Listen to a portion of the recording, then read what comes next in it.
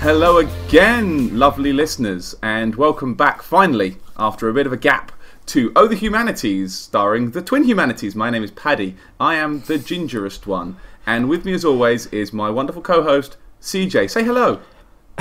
Hello. How you doing? Was that a good intro? Did you like that? Yeah, I suppose I'll do. I still love you. It's been a while. Yeah, it has been a while. For those of you that follow on Twitter, you'll know it's been a while since we put everything up. You may know what's going on. For those of you that don't, this is our comeback show to explain to you where we are, what's been going on, and why we've been out of your ears for so long. So this one's probably going to be a bit lopsided because we normally do the regular say sort of what have you been playing, what have I been playing, that's really interesting, kind of what's happening in the news, and some stuff where we've kind of veered off into comics and anime and whatever we've been doing, but and we've had sort of a fairly regular schedule since kind of after Christmas, because we came back to Oh the Humanities. Yeah, we came back to Oh the Humanities, and we did kind of a Game of the Year show, and then the games that we were looking forward to the most. I think even before that we'd had sort of a natter about you coming to Dragon's Dogma, and yep. And me being an old school Dragon's Dogma nerd, and we had some decent feedback sort of from folks commenting on email and things like that, and yeah, we were on a little bit of a roll. We were making sure that shows were out weekly. We were still doing the co-op run on Dark Souls together, which we hadn't done before. Yeah, and true. Kind of things derailed. Basically, a few. Oh God, was it early February now? I was on a really short shift at work, and it was a good shift. I'd enjoyed it. It wasn't particularly busy. I was working with my boss, he's a really nice man. I've got a lot of time for him. And was in a good mood. I was sort of on the way back, and I got a little bit of shopping, and I'd been speaking to Gadget Girl Kylie about she really likes dragons, and she watched the new How to Train Your Dragon 2, is it? I think, yeah, that's right. I'd noticed in Build-A-Bear Workshop there was a sort of Toothless. Yeah, there was a tooth that I was trying to think of. You can't really say dragon bear, can you? You can say dragon bear. I think you can say dragon bear. Yeah, it's a little close to man bear pig maybe. But he's super serial. I kind of got some shopping, and I'd stopped, and they put the barriers up near the escalators, and I kind of snuck past the barrier and dropped my shopping, and took a picture to send her, because I knew that she'd dig the heck out of it and want it.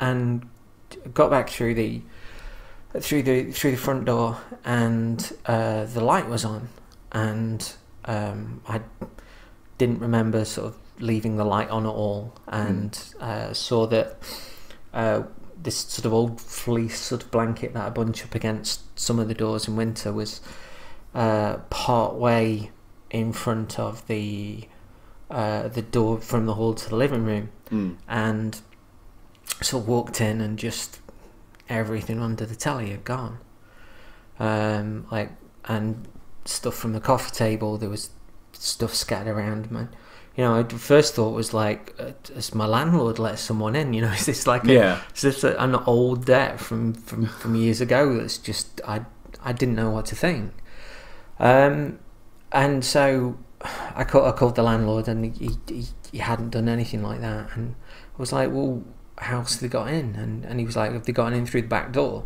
And the back door, it's an impossibility, isn't it? Well, the back door a few years ago, I was in on a Saturday, and I just on a Saturday afternoon, and I remember somebody like running up to like the back door and proper like kicking on the back door, like running up to it and soul against the door itself, like bang, bang, bang, and then like tearing off, and it scared the life out of me. And at that point, I moved the fridge freezer against the back door and essentially stopped going out the back door. And so I was like, nobody could have gotten through the back door. It's just not possible. And he was like, what about the bathroom? And like, bathroom window is, you know, my bathroom is not particularly big, and my bathroom window is very, very tiny. And I walked into the bathroom, and there was just glass shattered everywhere. And they'd gotten in through there. I presume that they'd taken a rock or whatever it is from like their stone near the garages, or brought something with them, like smashed the window in. Came in, kind of grabbed at the stuff under the telly. They didn't get any of the leads. They just because they were all kind of tangled up. And I was kind of lucky that the flat was in a little bit of a state of disarray at that point, and I had kind of like bin bags up against like the fridge freezer and stuff like that, ready to go out, because I've got like a property inspection, like you know, in like about a week's time. So I'd done a few bits, but I was kind of a little bit in full tramp mode as well. And maybe that was a boon, because they couldn't get to the fridge freezer to pull it out to then open the back door and go. So they must have gone out like the bathroom window. Gone out the way they came in, yeah. So the landlord said he'd come over and take a look. I called my dad, and you know, my folks and I had sort of had a rather fractious relationship when I was growing up, and you know, my relationship with my dad's a little bit push-pull to at the best of times. There's times, you know, when we've been sort of quite close over years, and there's other times where I just feel like, you know, he doesn't want a son. And you know, I called him, and he was just like incredibly cold. He was just there was a point where I was sort of, I don't know, reaching out for a little bit of warmth maybe, or you know, he's not somebody that's particularly been there sort of within my growing up past a certain point. And I don't know, I just afterwards they were just fucking echoes. And the landlord came over and was sort of looking around, and then the police turned up. And at that just before that point, I kind of put on Twitter that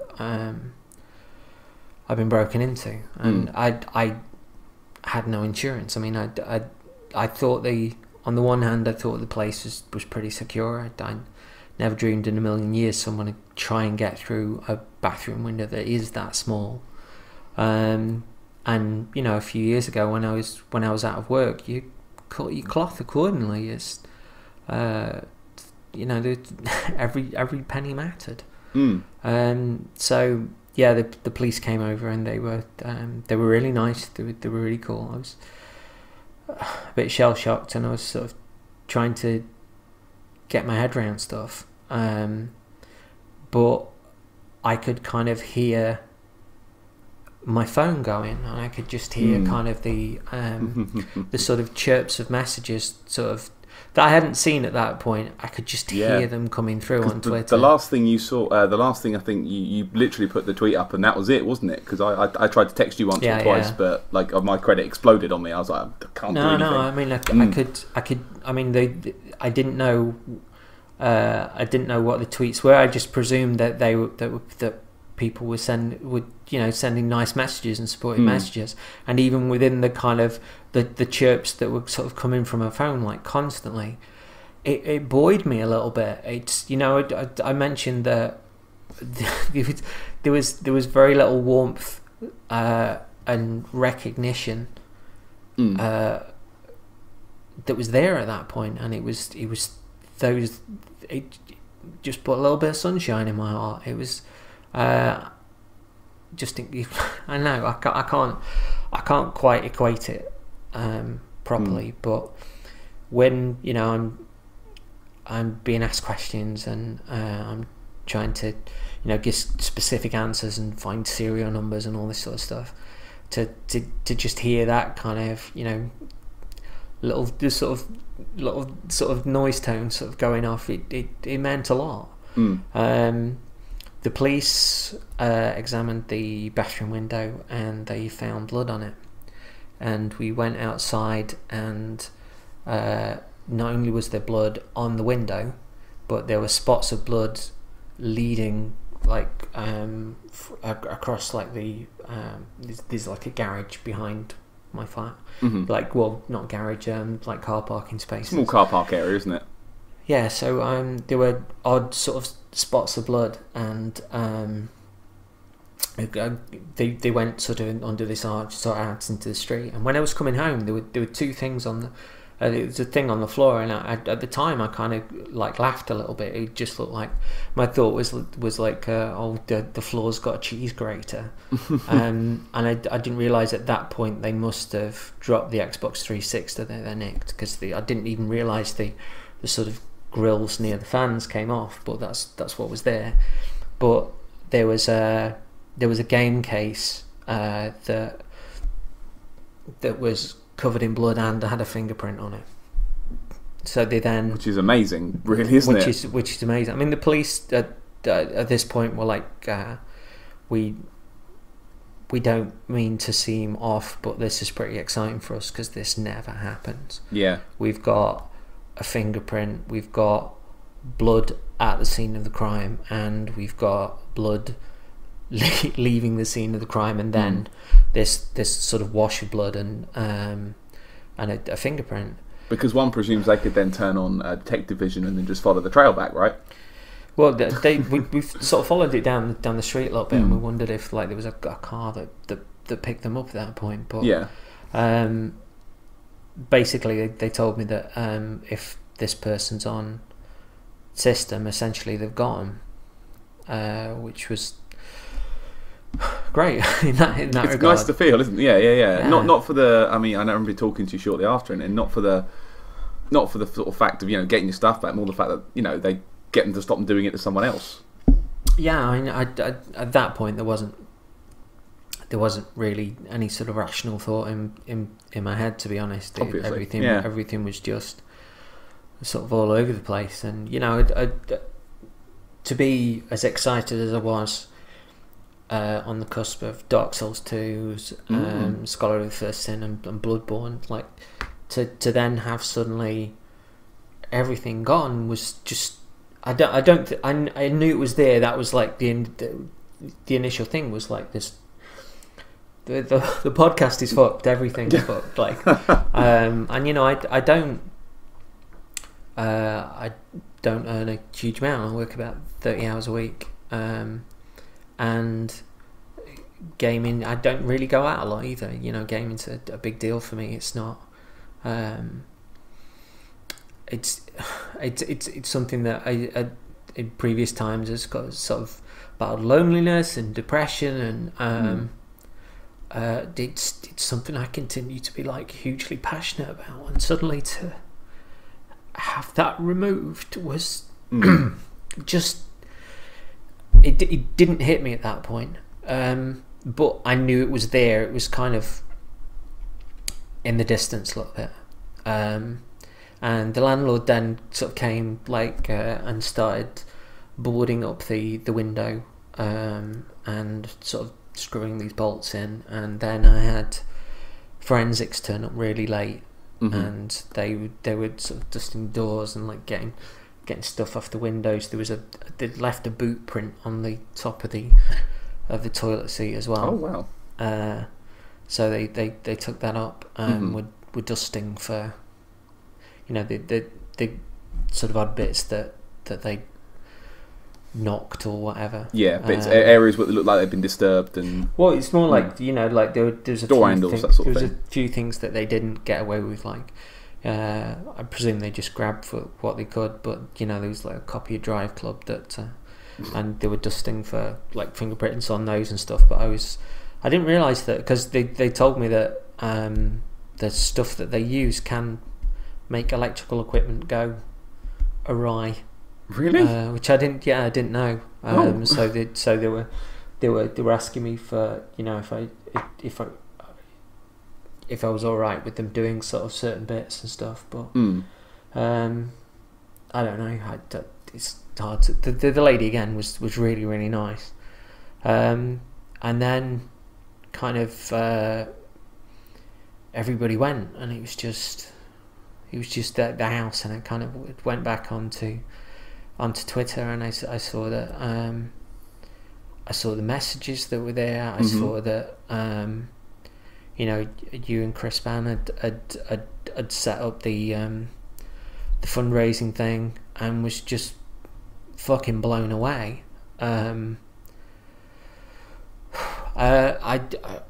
sort of read the messages at the time on Twitter, and I saw the ones that were on the site, and I saw the money going up, and I couldn't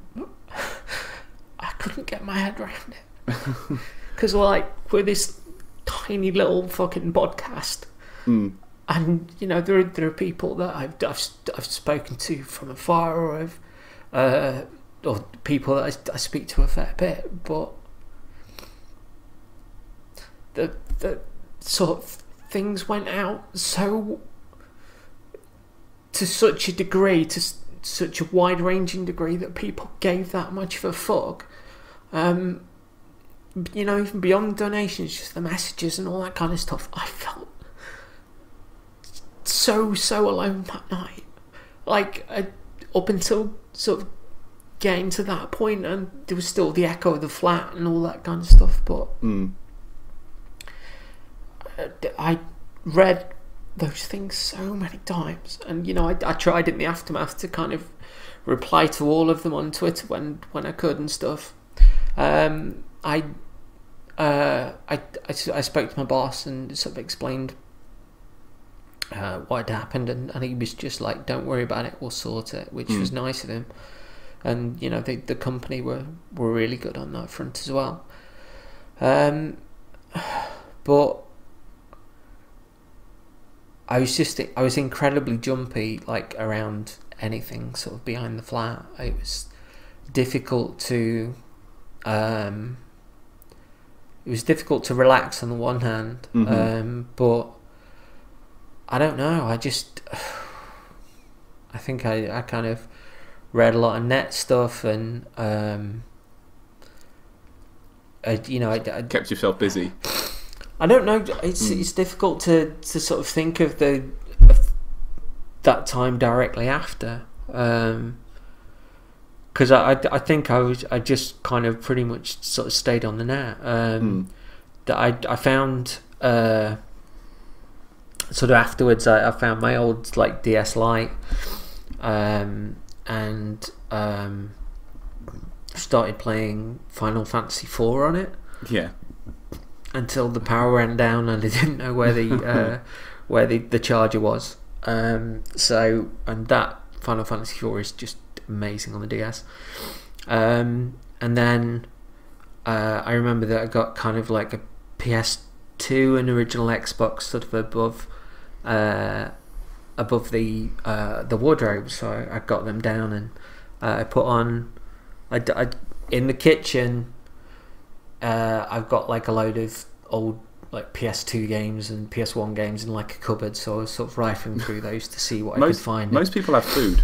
No, I've got my sort of like big kitchen cupboards are kind of full of junk, and I was looking for various stuff, and you know, it was late at night and I couldn't find certain bits, and I was thinking these might be mixed up in old CDs at certain points. So there were things that like I was in the mood for. I saw Final Fantasy 12. I was like, yeah, I'm in the mood for some Final Fantasy now. Actually, you know, something that was, as daft as it may sound, something that was quite non-violent and you know, a far away fantasy type. Has cuddly teddies in it that talk to you. Just the sheer escapism of none of that being anything near the real world, was more appealing than it had been for a long time. But Final Fantasy 12 disc wasn't there. The Persona 4 disc wasn't there. And I was looking through stuff, and I found Final Fantasy 4 on PS1.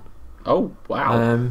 And so I put that in, and it was weird to see, because Final Fantasy 4 DS is wonderful, like the 3D and the voice acting and the script, everything's beautiful. But to see the original, which I presume was sort of a SNES port, everything was just really quick, and really sort of quite sparse, and not to put down the original, but it made me appreciate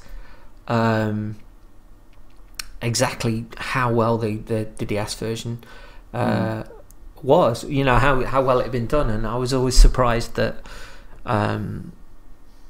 the Vita version had not tried to adapt the 3D one, as to why they'd done kind of a top-down sort of flat version. I dug out what I eventually put on the PS2, Armored Core 2. Wow. I think, okay. Which I picked up probably about 6 months ago in this kind of, when I was going on That's Entertainment site, and I was just looking for loads of From Software stuff. So I put that on, and it was just really weird, because the controls were, to move left and right, I think was L1 and R1, and then the only thing that the second analog trigger did was the second analog did was if you pressed it in, you got a boost, and it was hard as anything. And I was like, I am up for this, but it was one of those things where it made me realise that to master older games, you know, if you got one of these, it might be the only game that you have as a kid or something, and you become a master of it. But there'd be the almost time splitters thing of just getting good with a left of centre sort of control mechanism, and it just becoming second nature. I put on the Xbox, I put on Silent Hill 2, because I just thought, it might hit me in the same way as kind of Souls do, and Souls have somewhat of a salve type effect on me anyway. But I'm the same these days. Like, if I want to play something nice and calming to the soul, I'll put Dark Souls on, and that's a weird thing to say, isn't it? So, well, not really for me. But, of all the games to be the quiet, relaxing one, you wouldn't have expected it to be Souls, would you? No, well, I wondered if Silent Hill 2 would hit the same spot, because there was a lass that I was in a band with years ago who Silent Hill 2 is really, really personal to her, and I kind of wondered if something sort of darker and ethereal would sit within the mood really well, but kind of the swirling fog felt a little bit too much like my head at that point. So I didn't sort of delve in it sort of there, and eventually sort of found the charger for my DS Lite and just kept on playing like Final Fantasy 4. Yeah, I think Silent Hill 2 is probably actually a bad choice. Well, you know, sometimes within these moods you've got to try stuff. I mean, Demon's Souls I've mentioned before, sort of is my favourite game ever, but it's something that helped me a lot with depression. That I learned that to see a problem, to try and analyse it, even if this problem seemed insurmountable, to try and take steps to sort of quash it, and then if that didn't work, to reanalyze and try something else. And none of that was particularly I'll relate the game stuff to real life. It was just something that was there, and I found that, you know, at times when the outside world can be a little daunting, maybe, that losing myself in that world, and like especially like Demon Souls, with concentrating on the sound, and you know, where you can hear everything in the background, every sort of moan, every kind of whisper of the wind, every bell going through sort of a you know, an asylum, everything you're focusing desperately on. The fucking breathing. Yeah, and I mean, I stared into that game at the time, just beyond sort of the window in the living room, just because I don't know, it was more sensory to me because of that, because I was focusing so hard on the sounds, and you know, I concentrating on even on the things like at the time I called the fighting kind of physics mathematics, because I was always sort of judging how much stamina I'd need to swing, where I'd need to block, if I could use the enemy's momentum against them, and all of that. Just it became really consuming, and it took me out of the real world. But there are little lessons that were in there which I then sort of applied to the real world that helped, and could always dive back into that world to kind of escape as well. So not only is it a brilliant game and really, really personal to me, but that was an aspect that was incredibly resonant. So yeah, I went back to work, and I had a lot of difficulty, and that sort of took me by surprise a little bit. I went back to work as things had happened on the Tuesday. I went back to work on the Sunday, and it just felt like there were two hands around my brain that were just pushing from either side. I felt really claustrophobic. Like my chest was growing tight, and I was doing stuff, forgetting I'd done it.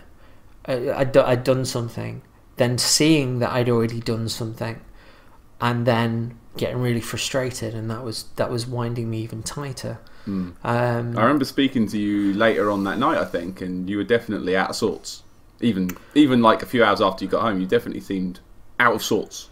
Yeah, and I couldn't rationalise it. And there was a certain point within that where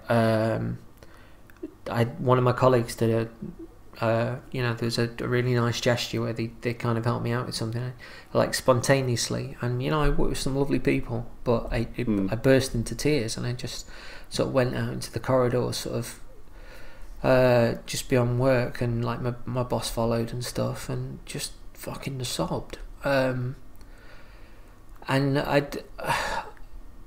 think that after the incident itself, I was at home, and you know, things are generally quite quiet here, and you know, but going back to sort of loud noises and shouts and machinery, and I suppose in retrospect that was to be expected, but I didn't expect sort of this push from both sides around my mind itself, and just struggling to breathe, and sort of the spontaneity of all these things sort of coming through. It's not like you work in a low pressure job, is it, either? I mean, no, I mean, on weekends things do get busy and stuff. But yeah, that threw me a loop, and the more sort of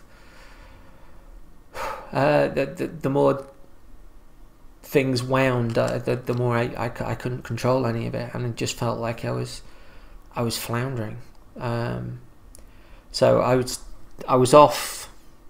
I was rotated off on the Monday afterwards, and was set to do something, but that day, but you know, a friend had sort of got double booked with something, and you know, it wasn't going to happen.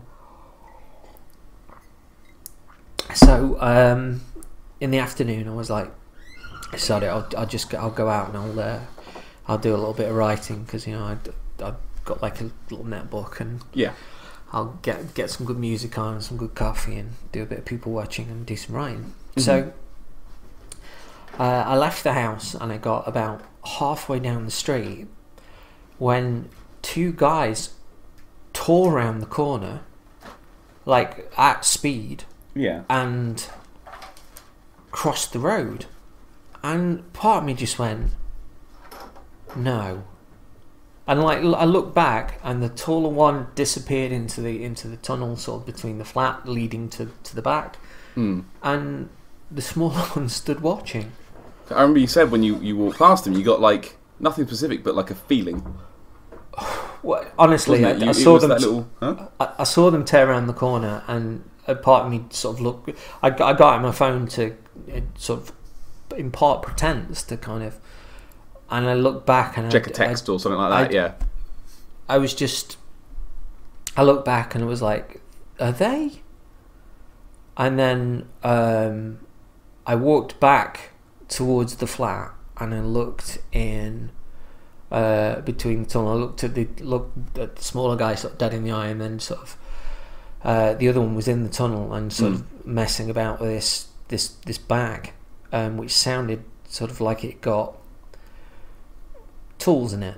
It's like an Asda bag or something, wasn't it? Yeah, it was like a shop for life type thing. Bag for life. And so I kind of walked further on the door of the flat again, and stopped and pretended to check my text, and the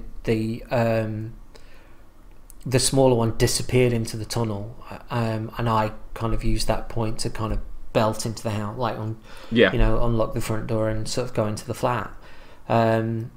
I'd sort of dived in and looked, and both of them sort of tore the opposite way down the street. So I rang the police straight away and was reporting the incident, and the taller one came back and went into one of the recycling bins and pulled the bag out of the recycling bin. Oh shit. So he'd obviously stashed it and ran. And as much as my landlord was telling me at this point that the windows boarded up and like there were bolts yay thick that were in there, that it dawned on me that they kind of come back for, I'd presume, like the leads, because for maybe like the replacements that they assume people will get a few days later. No, I actually think that, because I spoke to manager of a video game shop, and was sort of went in there initially with kind of serial numbers and stuff, and he was like, we wouldn't accept machines unless they were kind of the full package. Yeah. So I think they come back to get the bits they couldn't get, and people have told me like oh, don't worry, they don't hit the same place twice, and clearly that was not the case. And there's somebody I've spoken to since who've like, we actually have sort of quite a few reports of them going back when they think that people have gotten replacement stuff. Yeah, that's what you were saying. Yeah. So again, sort of thereafter, it was, I mean, that night I reported it to the police and stuff, and they said that they'd send officers out into the area and stuff, but I didn't get out of my coat until about 8 or 9 o'clock that night. No. Didn't switch on a light. It's just, I didn't know what to do with myself. I didn't know what to do for the best. I couldn't apply myself to anything. But I don't know, it's not even a case of like things seeming frivolous and stuff. I was just paralysed and genuinely fucking terrified, because not only the thing happened, but I mean it almost happened again. Putting two and two together, I'd seen the people that presumably were involved in it, and putting a face to that was just bizarre, because suddenly it wasn't just sort of a crime that took like the things that I got from me. Suddenly I could see the people concerned, and so thereafter, like, victim support were amazing. They've continued to be amazing, and you know, I tend to bottle things up quite a lot, and have, over God knows how many years, I've been fairly good at sort of concreting myself, like, emotionally.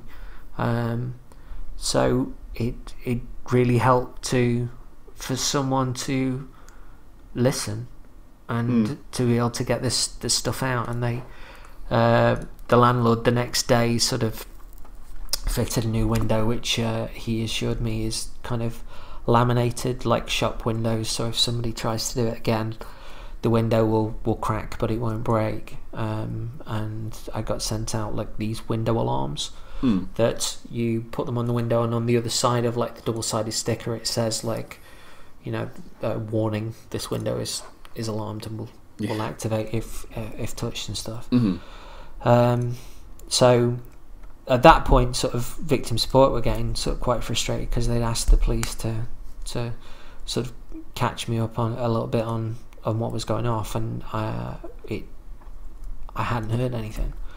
And I eventually got in touch with the officer that attended, who I thought was looking into it, and they tried to put me in touch with the detective that was leading the case, and they got back to me last week. I came out of work to a message saying that they got the blood work back and they'd gotten somebody, and that they'd been, I thought they'd been charged at that point, but she said that they'd been bailed, and that they're going to be appearing in court. But I had another message today to say that person was brought back in on unrelated matter this weekend, and they got clearance from Crown prosecution to charge them at that point. Oh. So I don't know if I just got, you know, just mixed things up sort of previously, but yeah. Regardless, they've been charged with it, and it, you know, it's going to court. It depends if they now come back with a plea of guilty or not guilty, I think. But right, but they may come back to it. I mean, it's difficult to tell sometimes, isn't it? Yeah. So well, that's good. So that's in the general scheme of things. Yeah. That's really good. I mean, work can, you know, I work with a great bunch of people, and the supervisors, I've kept it to myself, like, more or less. My boss knows, obviously, and like certain supervisors know. But there's been points where I've been front facing, and if I'm on the till and there's like a huge queue and stuff, I'm finding it like my chest just goes so tight, and I try to push it down, I try to bottle it down, but kind of it continues to swell. And when I'm having to kind of, you know, put on a professional face and sort of be, you know, bright and happy and all that kind of stuff, it's really difficult when the inside is just, it just becomes really, really hard, and the more that I bite it down, the more difficult it gets. And there was a certain point a couple of weeks ago, I was working late and I was on it, and I just turned to my boss, and at this point I hadn't realised that sort of I'd gone. I knew that there was certain points where I was absolutely biting on my lip when I was turning away from like the counter or that sort of stuff, and just really trying to quash it down. At a certain point, I just went, "Please take me off till," because I couldn't do it. And you know, it's fine when I'm on bar and I'm making drinks and stuff, and because I can kind of disappear into my own head, or I can, you know, I really like, you know, doing stuff with milk and making kind of I'm that's a strange thing to say. No, I'm I take a little bit of pride in the you know, I work in a coffee shop, so I take a bit of pride in the drinks that I put out, and I don't like to see something that's just been sort of production line pushed off. I like to make things pretty before I hand them off, and when I'm doing that sort of stuff, I can disappear into my own head. I'm behind two sort of hulking great bars for a start, but I can get my head around like doing one drink, taking the seconds between certain things happening, getting the rest of it done, and sort of that little swirl is kind of fine. I don't have to put on a particular face. I can, you know, create, and I can get the job done, and time goes. But and even sort of wandering around the cafe and stuff, you know, I'm quite happy to do that, and to speak to regulars and, you know, see how people are or whatever. That's fine. There's just something at the moment from when we're really busy and we're on till, I'm having to put on like this professional face, and that I'm finding is just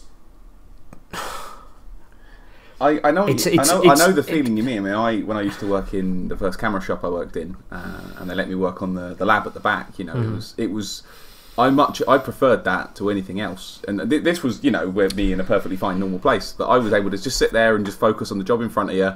Crack on, I mean, ignore what's going on over there. They can deal with what they want to do. They can shout at each other over there. For me, it was right. I'm going to put this film in here, and I'm going to press yes on this thing, and I'm going to brighten the green a little bit on that one, and I'm going to print them.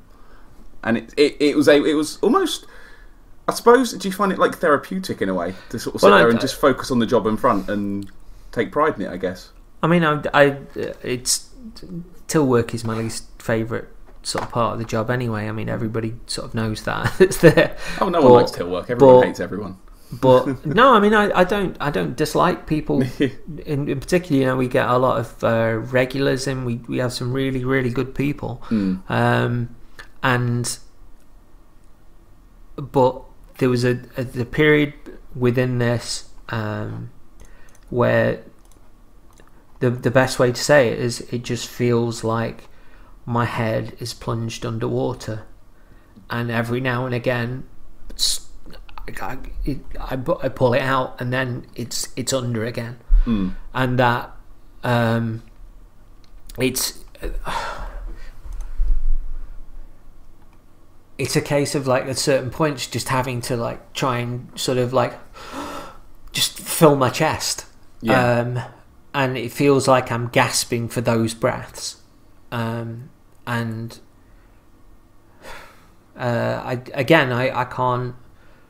I can't quantify it. I can't say why it's happening, and I can't rationalize it. I mean, I've mentioned this to victim support, and they're coming back with a list of options for counselling, which is going to be great to have, because, you know, whilst I've taken steps sort of elsewhere that made things easier, and I'm relaxing a little bit at home now, that's still kind of a well, I think you're right. I think talking to people is the road forward. Getting out, getting out. I mean, the times that we've spoken since the incident, obviously we've chatted at length about all of this before.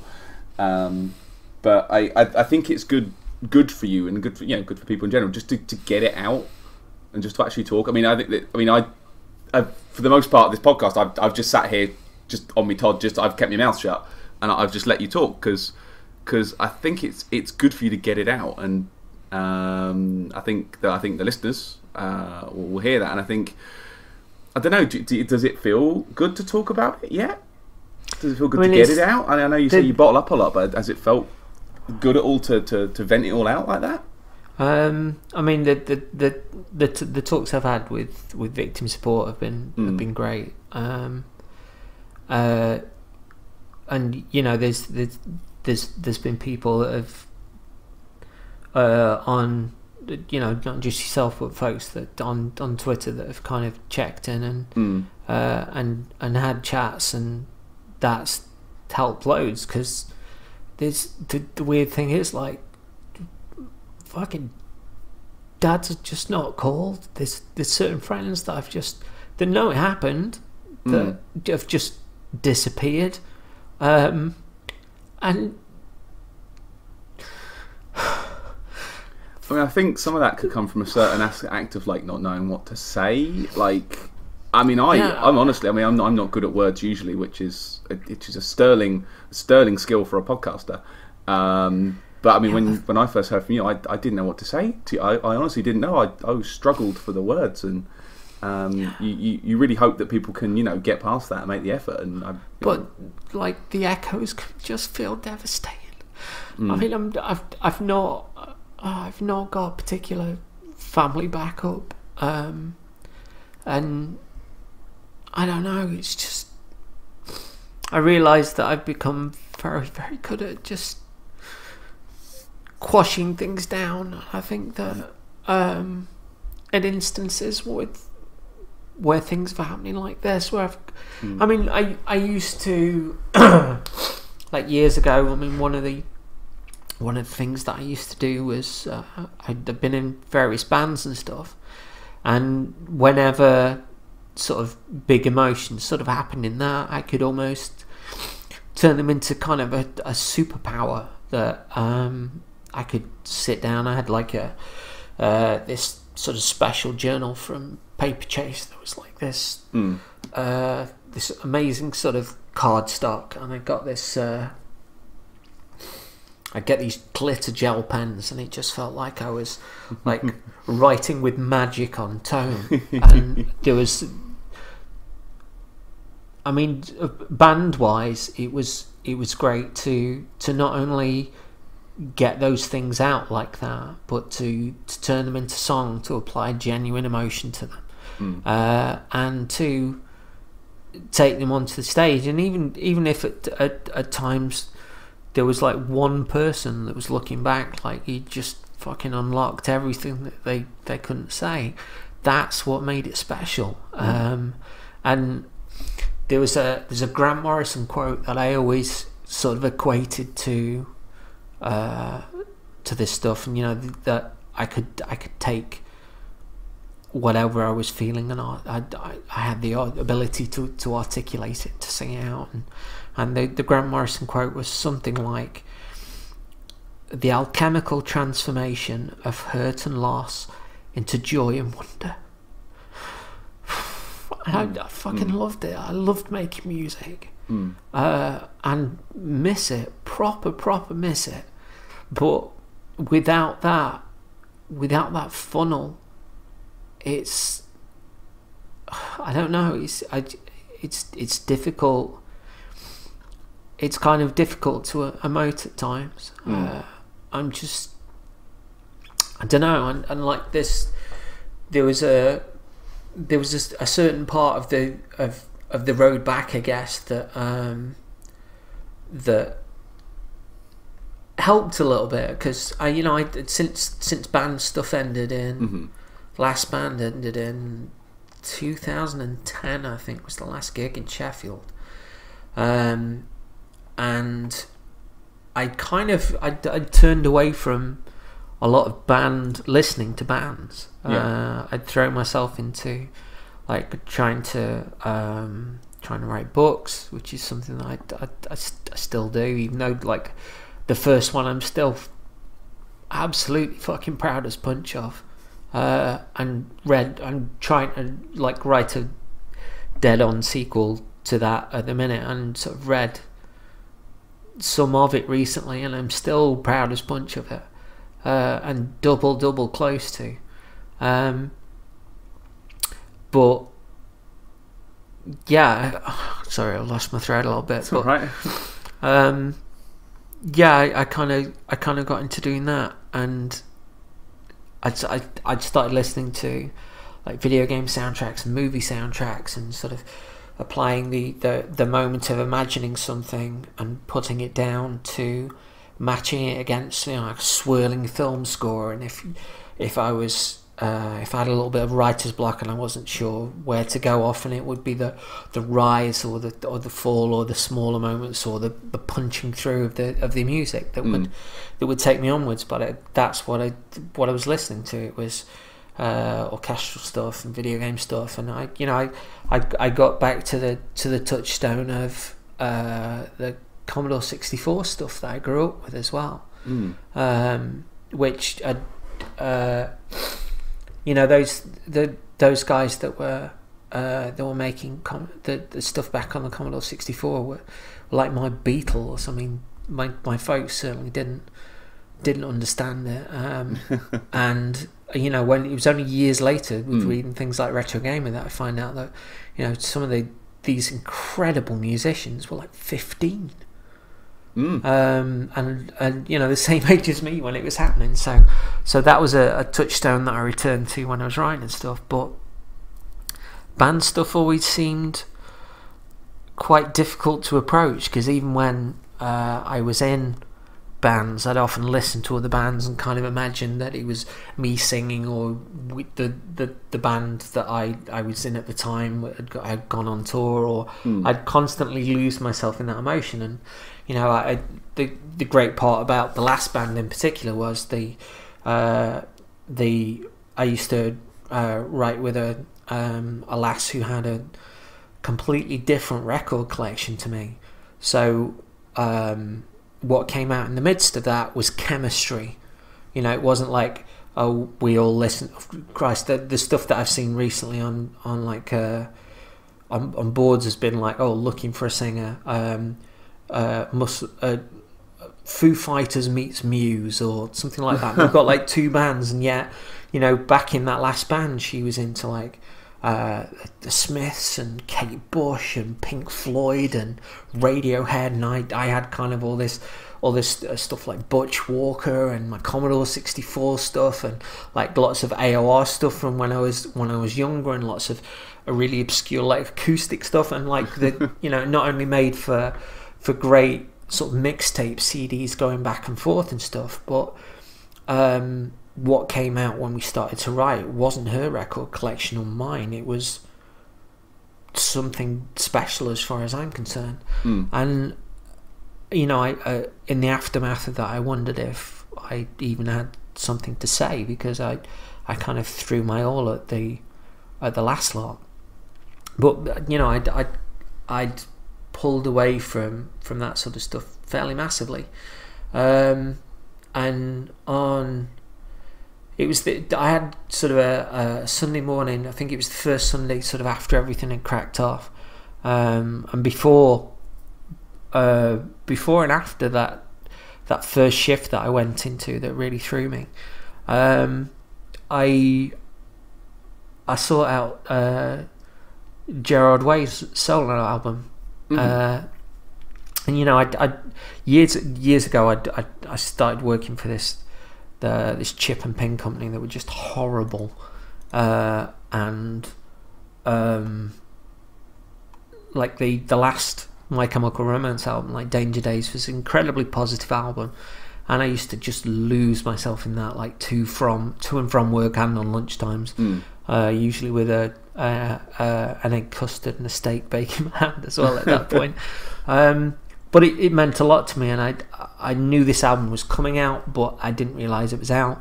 And I kind of put the first single on and brought up lyrics and just started reading the lyrics to sort of the songs, and they just started hitting home in a way that kind of music and lyrics hadn't for a while, and I just got really emotional.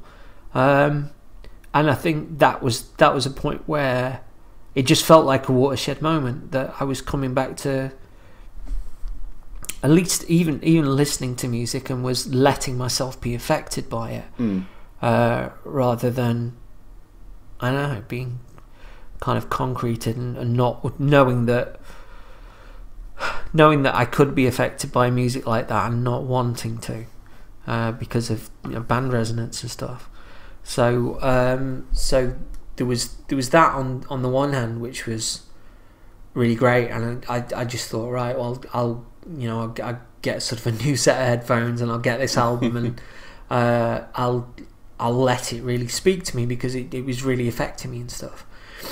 And then that night time after the shift, I was looking for something to put on, and I got it was the PS2 that was on the floor at that point. I worked at a newspaper for a long time, and worked on the entertainment guide as part of that, in particular, like the world cinema stuff. Okay. And there was a filmmaker that I became really smitten with called Ki-Duk Kim. Okay. And his early work's really angry, sort of lashing out at the poverty and really of Korea, and the lack of opportunities for people that are there, and a lot of the early stuff is very, very difficult to watch. But there's a certain point that he becomes really, really spiritual.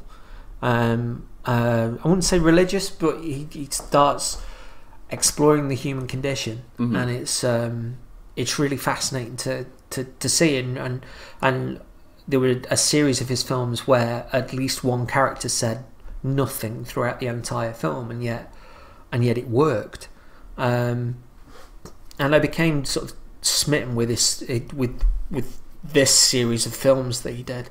Films like 3 Iron and Life and The Bow and Breathe all became sort of huge films for me. Spring, Summer, Autumn, Winter and Spring again is another magnificent film. But I had a documentary that I'd bought of his called Arirang. And in this document, I'd had it sitting on the shelf for about a year. And during making his films, he'd had an actress almost die on set, and it stopped him in his tracks, and he stopped making films. And at this point, he was living in a wooden hut. He'd become self-sufficient. He got this he built a few things for himself, like espresso machines, and got this massive sort of almost tent in the middle of like the main room where he had sort of a computer and stuff. But it was just this snowy nothingness that he lived in. And he was a filmmaker that he used to produce, direct, write his own stuff, do the storyboards. And when he was finishing up a film, he'd pretty much be writing the next one. And I think this near death that happened sort of hit him almost within a degree of burnout. And like I say, it stopped him making films and stuff. But in this documentary, there's almost the intimation that the only way out of this is going to be through story, and that story is going to lead him out. And you see him sort of in his daily life and stuff. And then there's this one night where he just sits down with some sake and just starts crying, and just starts letting everything out. And somebody starts asking him questions, and it's himself. There's a version of him that's quite bladed and quite sharp, not unemotional, but he starts asking the difficult questions of himself, and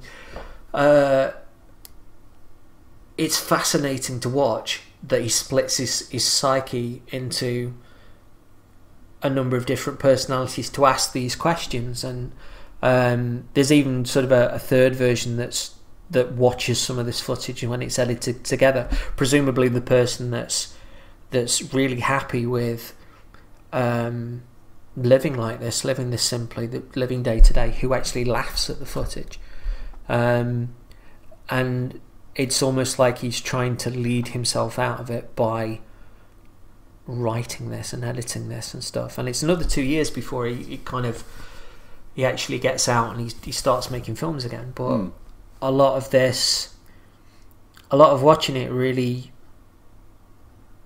meant a lot to me, because it was someone that I really admire, that had done a lot of work that meant a huge amount to my heart, who was going through their own crisis and started asking those questions of themselves. And I'd never seen an interview with the man. I had no measure of who he was beyond the films that I loved. Yeah. So, I kind of sat there with someone that was really important to me, and I saw them addressing their own crisis.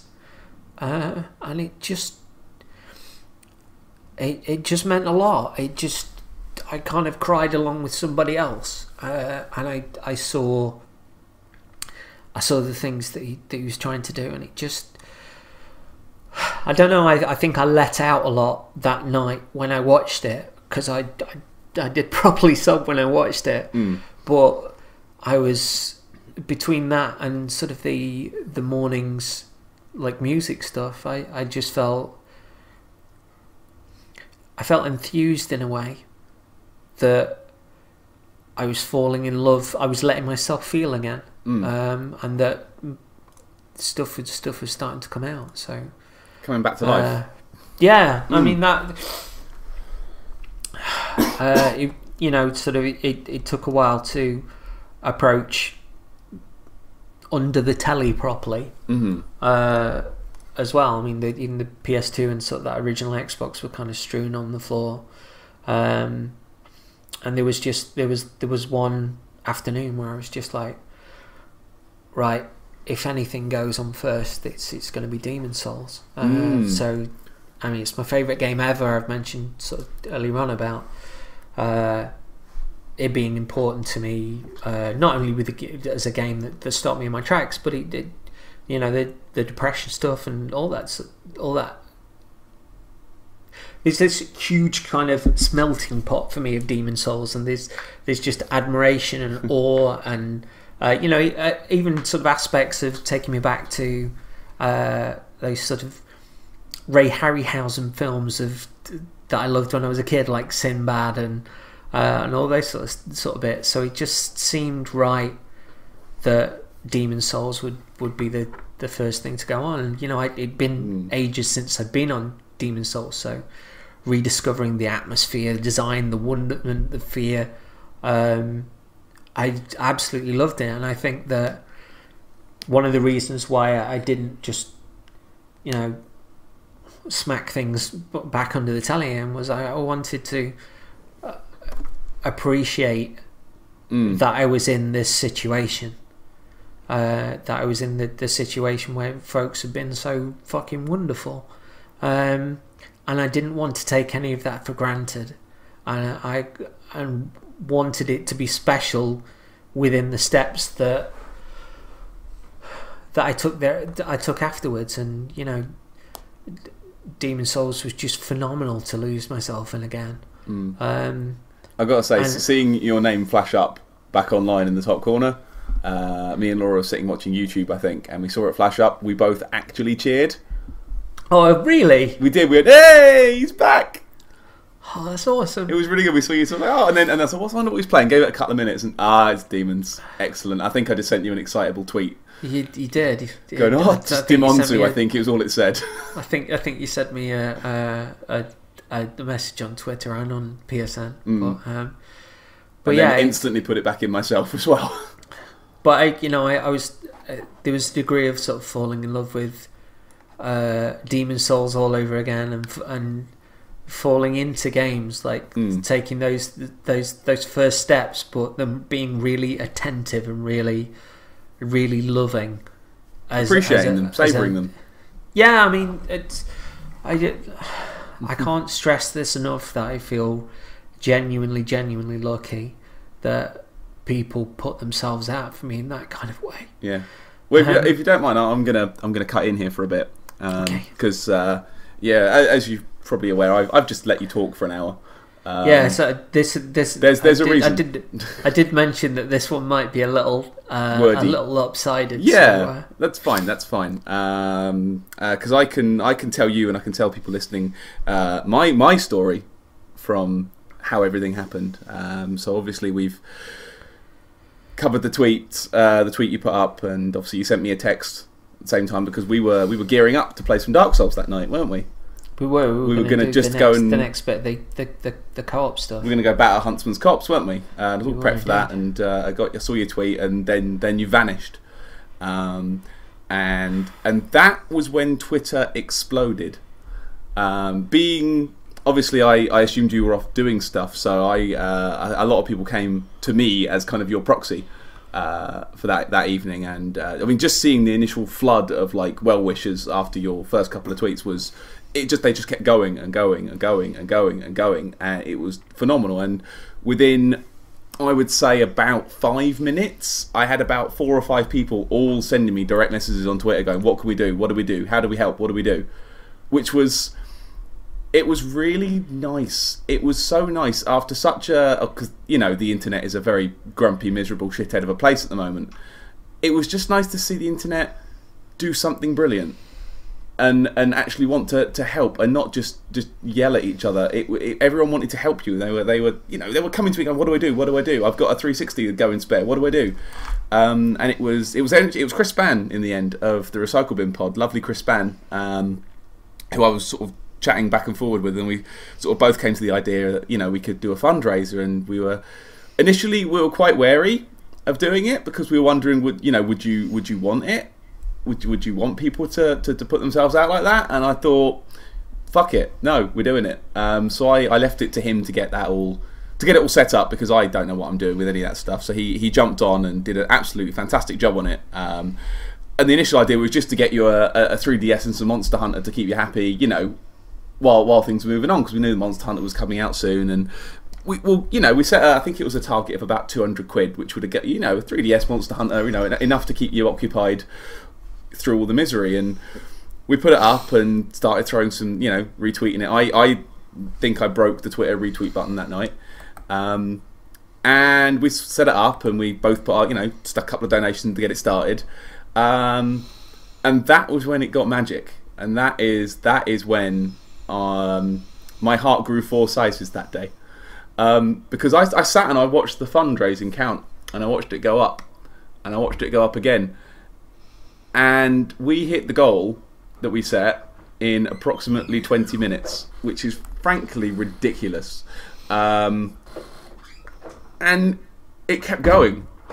And I was chatting to Chris Spann, I was chatting to Sam, to Fraction Bastard, Martin Charlton as well was there as well, just back and forward. And we were all sort of going, what's happening? What's happening here on the internet tonight? What is going on? And then it ticked up and it ticked up and it kept going, and it sort of passed goals that I'd never tripled it, quadrupled it. We're like, what is going on? Who are these people? And I was sitting through reading all the messages on the GoFundMe page,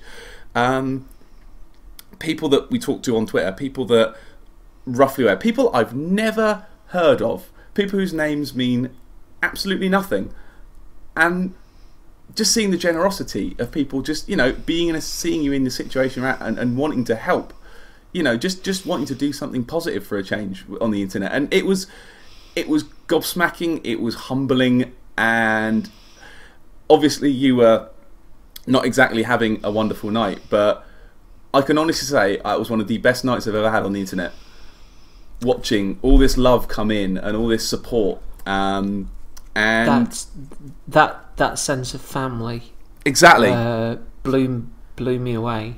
Absolutely gobsmacked me. Yeah. And it's weird that the net can get a bad rap and stuff, but it's always meant there are people that I talk to on there that I genuinely think the world of, some of which I've never met. There's been a few that I've then met and really enjoyed sort of talking to in the real, and have kind of gotten like a house on fire with and stuff. But with the podcast, it's always nice when someone sort of drops something back saying like, when the song kicked in at the end of the podcast, I spat my drink across the library, or just daft stuff like that. The guys that throw their videos in. But that level of the far-reaching level of family of people that just showed love and wanted to send messages or wanted to help and stuff. I mentioned it at the time on Twitter that like the times that I cried in those opening days were from happiness, from reading those messages and stuff, and especially with kind of the echoes of the flat, and what had gone on, to be able to see that kind of warmth. I can't. Well, that's what I was circling around to at the end. The impression I got, and you feel free to disagree with this if you want. The impression I got at the end of the day, and I'm saying this with a huge smile on my face, is that the support, and the amount of the people that chucked in money that could afford it. It's nothing to do with the podcast. It's nothing to do with the podcast, mate. It's you. It's you. You're one of the nicest people I know. You will talk. You will be friendly with anyone. The amount of times I've seen you jump on Twitter and then get into these huge, passionate conversations. I mean, I've just let you talk for an hour and I've left you to it. It's you, mate. It's all you. And I want you to know that it's you. And I'm sorry if I've broken you. That means a lot. Thank you. It's all right, mate. It's all right. And I can honestly say that just seeing the family, the friends, just morph into this wonderful love hug bomb was amazing, and it's all you, mate. It's all you. Sure, the podcast helps, but you're one of the smartest, most passionate talking people I know. You look at how much I'm learning about coffee. You don't even like the stuff. I don't even like the stuff, but I'm learning about it, and that's why people like you, because you give a shit, and that's why people give a shit back. And that's why I love you, mate. I love you too. I love you very much indeed. And to everyone listening who participated and helped, I love you all. I love all of you. I love every single one of you that gave money, that shared it around, that retweeted, favorited, sent CJ messages of support. Every single one of you. I love all of you with all of my heart. Yeah. Big time. So we're going to hopefully. This has been kind of the elephant in the room a little bit, and it's been a podcast that I've wanted to approach for a bit, but I've found actually doing a little bit difficult. But I don't know. I hope it's just explained a few bits beyond the Twitter stuff. That I can't underline thank you enough. I really can't. And Bloodborne's coming soon, and I'm gonna get to play it, and that's ace. We're gonna get back into the scheme of podcasting regularly, hopefully, and like Pad and I are going to have a little bit of an adventure soon as well, so I can give the big ginger bastard a hug. Secret adventure.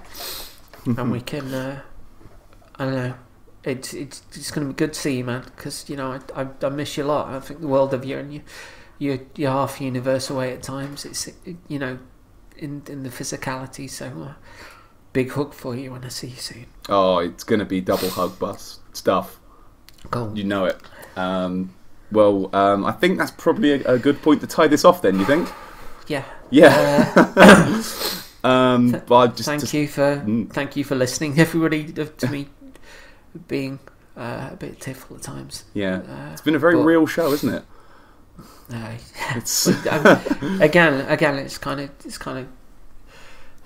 good to to talk about it and to have a little bit of a cry as well. But I genuinely can't say thank you enough. So yeah, so thank you everyone for listening and for everything you do. We will return to our normal schedule very, very soon. The ice has been broken, and we're going to be back in your ear sockets, talking words at you. Good day, good night, the internet. Good night, internet. We love you. Mwah.